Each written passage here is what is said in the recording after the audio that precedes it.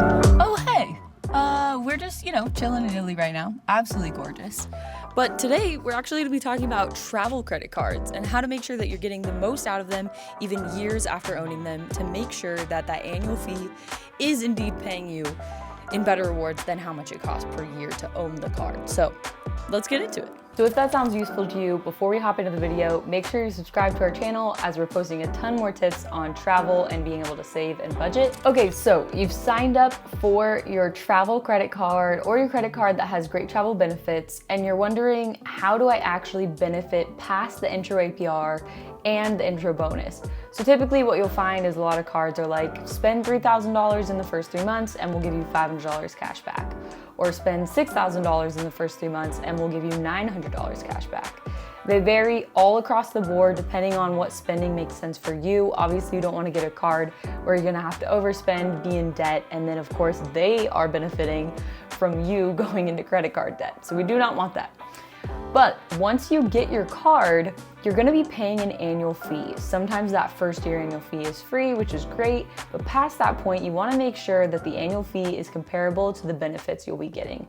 So we're gonna hop into my Chase Sapphire Preferred backend on the Chase website. We're actually gonna be able to see how my points work exactly in each category and where I'm actually benefiting to make up for that $95 annual fee. So I can see how I've earned points over the time. So as you can see, most of my points for this year have come from eating out, from booking on travel, but I do typically book outside of Chase, which I'm gonna be switching that to get those 5 times points. And then you get 1 times point on all other purchases. That's gonna be our largest category. Then it goes to travel, then it goes to dining. And I mean, those are all points you can gain while traveling.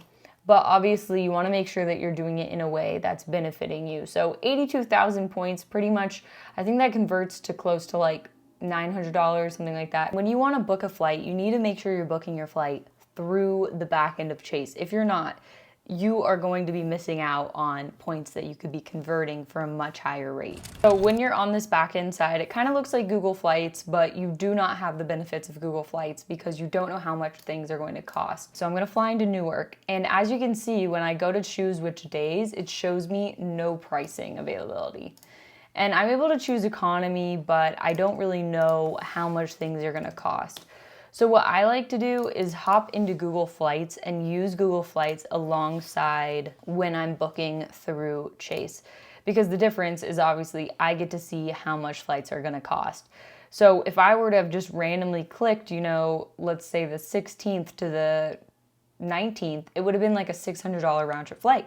But if I choose the 23rd to the 28th, we're looking at $240.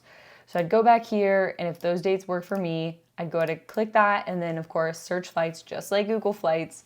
And on here you'll see that because I haven't used it this year, I'll have my $50 annual Chase hotel credit. So I can use that towards a hotel if I were to book one.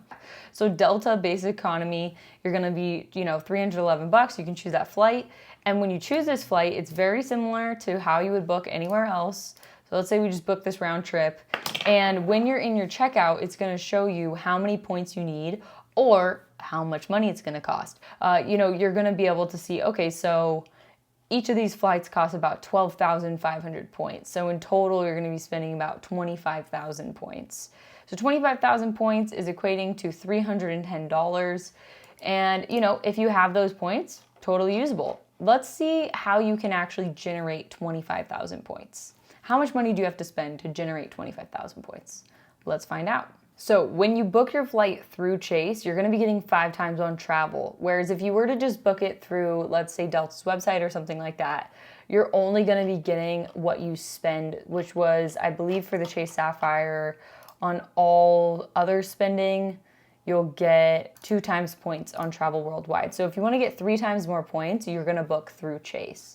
The other card we're gonna compare to is the Capital One Venture X card. And that card has a much higher annual fee, but it also is giving quite a lot of benefits. It's actually kind of paying you back for the annual fee just to have the card. One of my absolute favorite parts of the Capital One Venture X card is that you're actually given access to the Priority Pass lounges. So this is a fee all in its own that pretty much pays for the annual fee. But again, you're pretty much getting paid to pay them the $395 a year. So Priority Pass, typically, if you want to be able to bring guests, close to $500 per year. And in this case, when you join for this card, you're given a Priority Pass every single year that you have the card, and that will automatically pay for it in itself. Priority Pass is awesome because it gives you access to airport lounges all over the world. I've used them in Mexico City, also in Europe, in Abu Dhabi, in Dubai, both of those places. So you're given so much access to these usually very exclusive lounges. You're not gonna have to pay an upfront fee to get in, which is awesome. For me personally, that makes sense to pay the annual fee all in itself. Having access to any lounge when you're in a pretty not so great travel scenario is a lifesaver because it will give you the difference of being able to sleep, maybe get a shower, really just rest and eat some quality food versus having to just sleep on a bench in the airport and paying 20 bucks for a pretty crappy meal. Now, your rewards once you're within the Venture X card are also very good. 10 times points on all hotels and rental cars. Now, for me, I find that the hotels and rental cars are my least used category because when I travel, I try to implement saving by staying with friends and also using public transport. A really nice one is 5 times miles on booked flights through the Capital One website. So you do need to make sure, as with any credit card, that you're getting more points if you're using their backend system versus just booking through Google Flights or any airline's website. And 2 times miles on any other purchases, which is great because you will be using those. Hope you guys found this video useful. We're super stoked as a team at Gravel to be sharing travel tips and tricks and be able to go on awesome trips and share what we've learned with you guys. We'll catch you in the next one. Peace.